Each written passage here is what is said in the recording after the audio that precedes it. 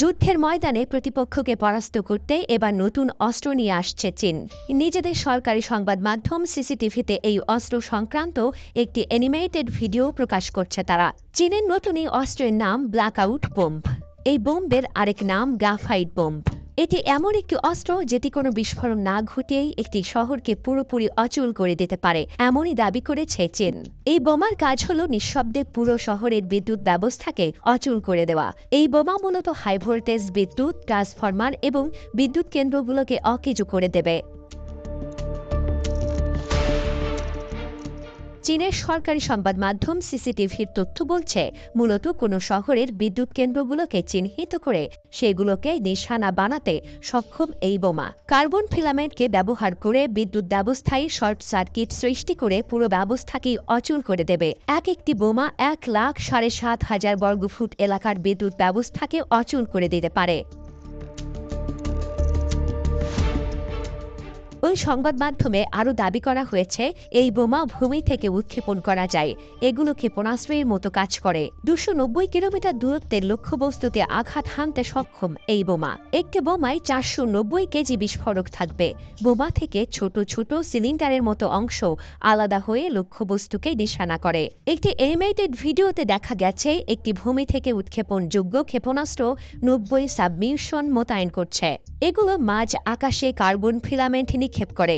এগুলো 10,000 বর্গমিটারের বেশি এলাকায় বৈদ্যুতিক গ্রিডকে শর্ট সার্কিট করে দেয়। এই অস্ত্রটি ইরাক ও কসোভোতে মার্কিন যুক্তরাষ্ট্রের ব্যবহৃত গ্রাফাইট বোমার বৈশিষ্ট্যের সাথে সাদৃশ্যপূর্ণ।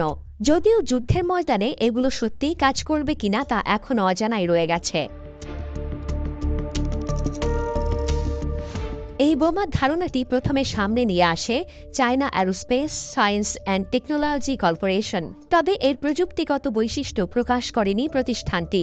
যতদূর জানা গেছে, এই বোমার প্রধান লক্ষ্য হল ইলেকট্রোম্যাগনেটিকের তারতম্য ঘটিয়ে প্রতিপক্ষের command control, communications, computers, intelligence, surveillance কাঠামোকে দুর্বল করা।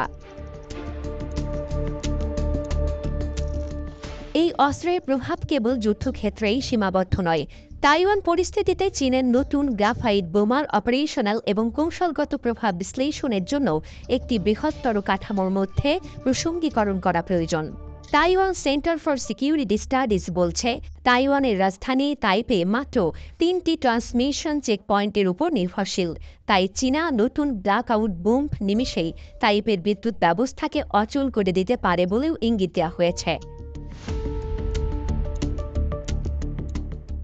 এদিকে চীনের এই নতুন অস্ত্র শত্রুপক্ষের মনোবল ভেঙে দেওয়া, এমনকি শাসন ব্যবস্থার পতন ঘটানোই কার্যকর ভূমিকা রাখতে পারে। 2024 সালের জুলাইয়ে আটলান্টিক কাউন্সিলের একটি রিপোর্টে লেখা হয়, এই বোমার মাধ্যমে বড় ধরনের আক্রমণ চালালে তাইওয়ানের জরুরি পরিষেবা, স্বাস্থ্যসেবা, পানি সরবরাহ এবং পরিবহনে ব্যাঘাত ঘটাতে পারে। বিগত কয়েক বছর ধরে তাইওয়ানকে নিজেদের বলে দাবি করে আসছে চীন। 2027 সালের মধ্যে তাইওয়ানকে চীনের অন্তর্ভুক্ত করার হুঁশিয়ারিও দিয়ে রেখেছে চীন সরকার। এই পরিস্থিতিতে চীনের নতুন এই অস্ত্র তাইওয়ানের ঘুম হারাম করে দিতে যথেষ্ট বলে মনে করছেন অনেকে।